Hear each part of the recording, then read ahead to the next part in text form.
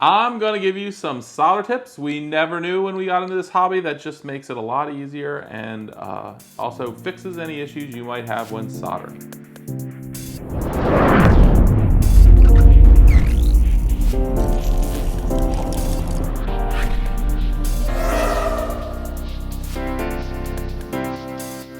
Over time in this hobby, we've found many little tricks and secrets and different equipment that we've found that have just made life a lot easier.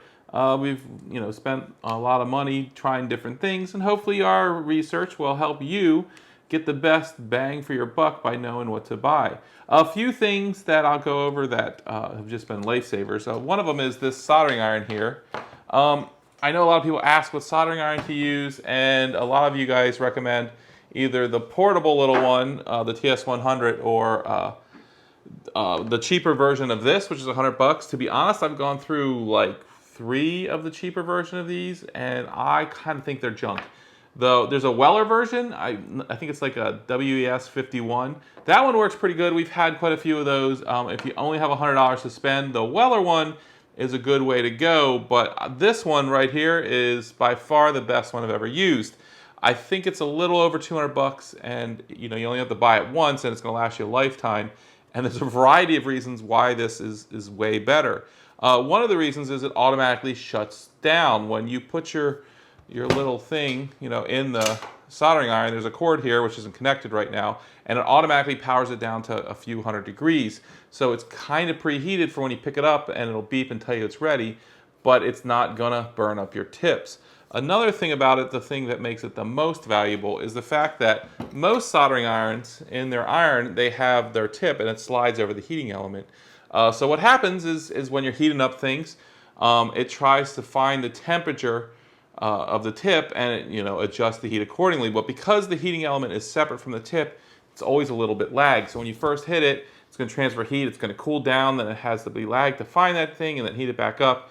And it just doesn't solder as well. So you probably end up buying bigger tips to make it solder well. What's nice about this is it has a quick tip system, and the actual tip is the heating element.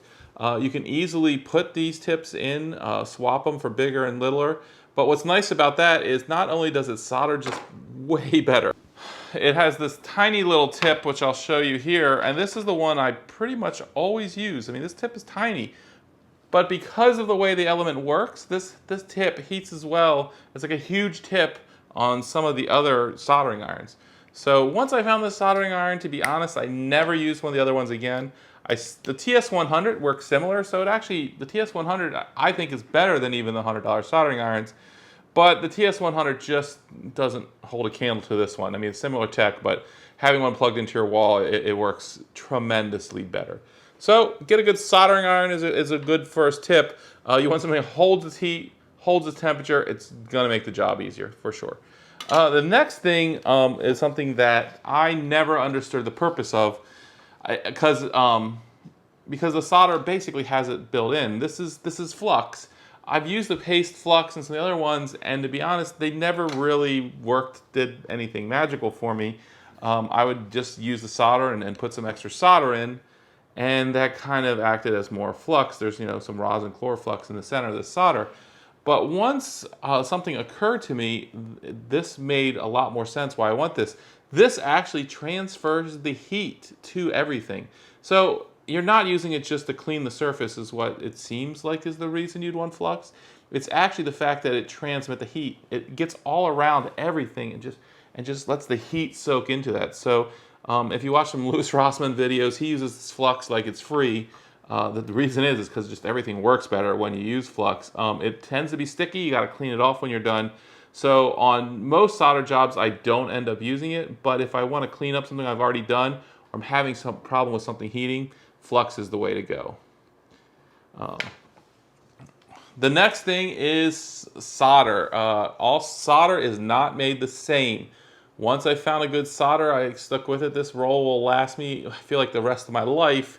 It's $30, I think, or $25, something like that. But once you get a good solder, it works so much better. It's just crazy. This is a 6337 solder. It's Kester is the brand, and you can get it from Amazon. But I suggest this solder works so amazing. I've used so much junk solder.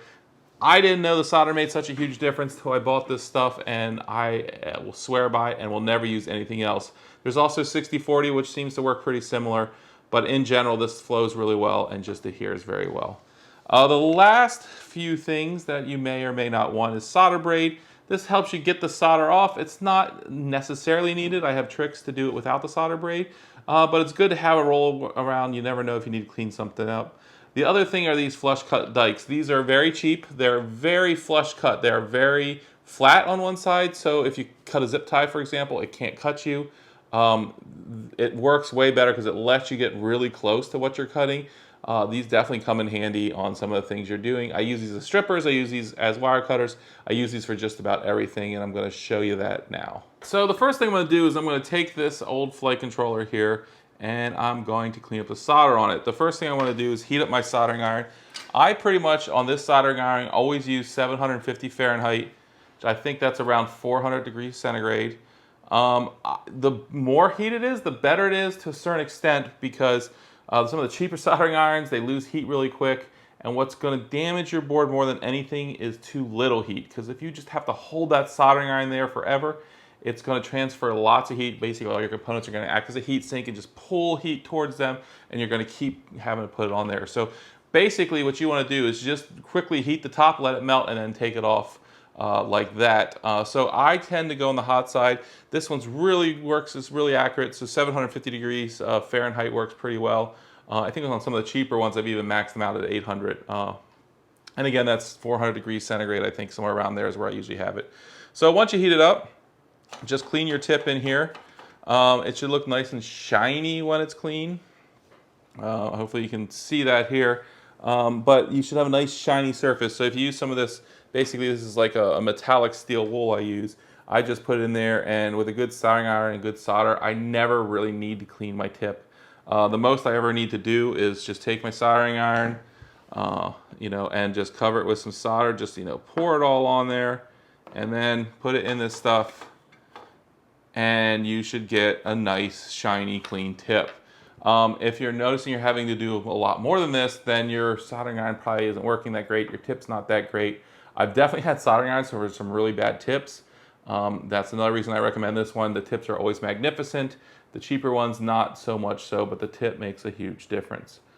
So if you look here, you can see that this has been soldered. It looks a little dull. I mean, in general, these pads aren't that bad, but if I'm going to make them nice and clean and clean it up before I do my solder job, that's pretty easy. So the first thing I'm going to do is take some Flux, and I'm going to basically drape it all over the pads.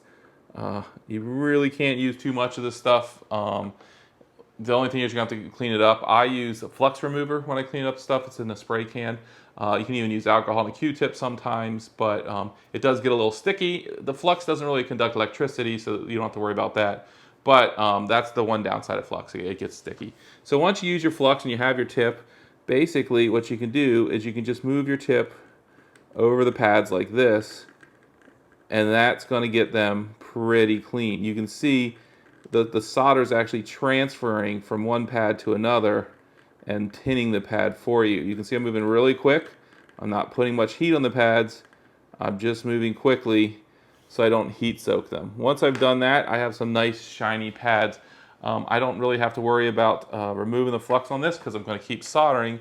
But at this point, if you were done, you could just use a Q-tip and some Flux remover and get that Flux off. So the next thing I'm going to want to do, set this aside now that I've tinned my pads. If you have any pads that aren't tinned, this is always the first step. You always tin your pad first. You can just take a little bit of solder. I like the really fine stuff because I can control what I'm doing. And I hold the solder to the pad, and I basically apply some heat. And just do it very quickly. As soon as I see that solder liquid, I'm taking it off. If you hold it there too long, that's gonna, pull the pad off or damage the board or the components attached. So as soon as you see it liquid, remove it. It's something you practice with some old boards. You can see it's pretty easy once you get the hang of it, and you don't need Flux to do this. Touch the pad, to put the solder on there, touch the pad, feed it in just a little bit with your left hand, and you can see you can easily tin all your pads without transferring much heat. This is how I like my pads to look right before I solder the wires onto them. They should have a little ball. They should be pretty shiny. They should be pretty nice. And I'm going to give it a little bit of time to cool, just so I don't heat soak it too much. This wire is some of the most difficult wire to solder. It's PVC wire. I think it just melts the minute you hit it with solder. This comes with the receiver, and it's really a pain in the butt. It's much better to use silicone wire if you have a choice. But a lot of times it comes with this wire and you want to solder it. So this is a good judge of your soldering. If you can solder this without melting it, you've done a pretty good job. So the first thing I'm going to do is use my flush cut dikes here.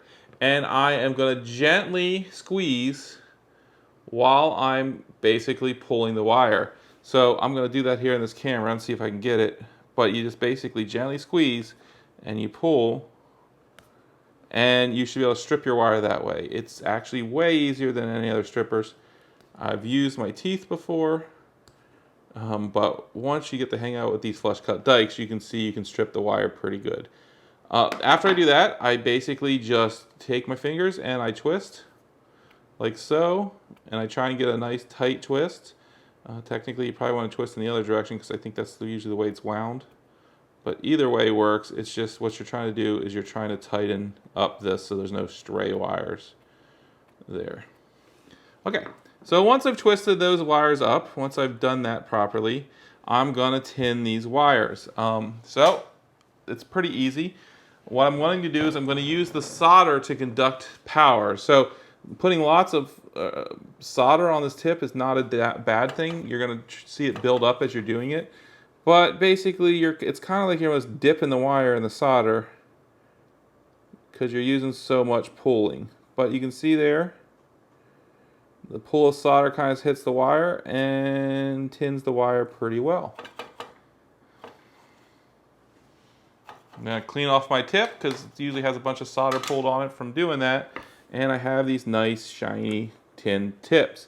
Now, the best thing to do is trim it to length.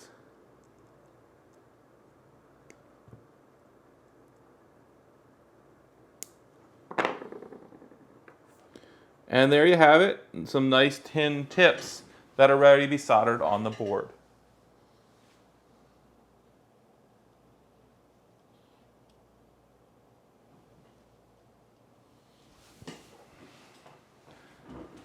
Okay, now that I have these nice tin tips, it's ready to solder on the board. So I'm going to take my board over here on my nice soldered pads.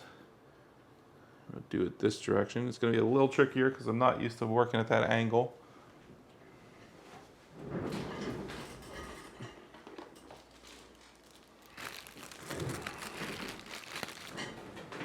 So usually when I'm doing this, I like to use some nice plastic tweezers. The reason is because they don't pierce the wire if you pinch too hard. Like these tend to break it more. You can really use either. I like either plastic or blunt nose metal when I'm doing it. These are a little bit of a blunt nose plastic, so it works pretty well. I take my little wire here, and I guess I'm gonna have a hard time doing this backwards, so I'm gonna do it like this. So you grab your wire, and you hold it on the pad you want to solder. Now what you want to do is you want to apply heat to the wire, not to the pad. I know a lot of things say use the pad, but that's a good way to heat soak the pad. So don't even touch the pad, touch the wire. The wire will melt first, transfer solder into the pad, and make a really nice clean connection. So I'm going to do the next one. It's a little harder for me to do because it's further away, so the camera picks it up. But here you go. I'm going to do another one, transfer the heat.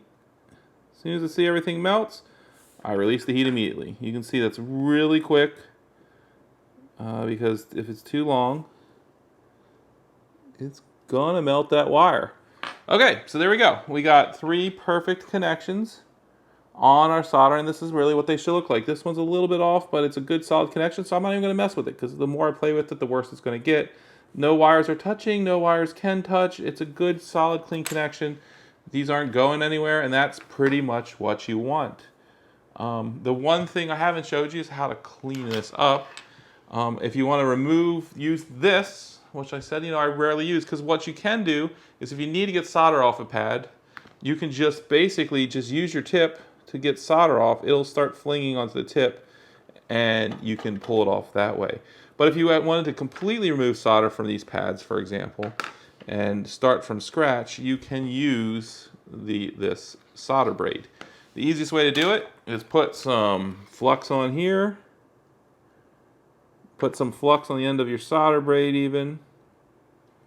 Get it nice and fluxed because it's going to conduct the heat more than anything. And alright, my tip came out. Alright, so the easiest way to do this is just to apply heat to here with the flux on it. And you're going to have to apply it pretty good for it to soak it up.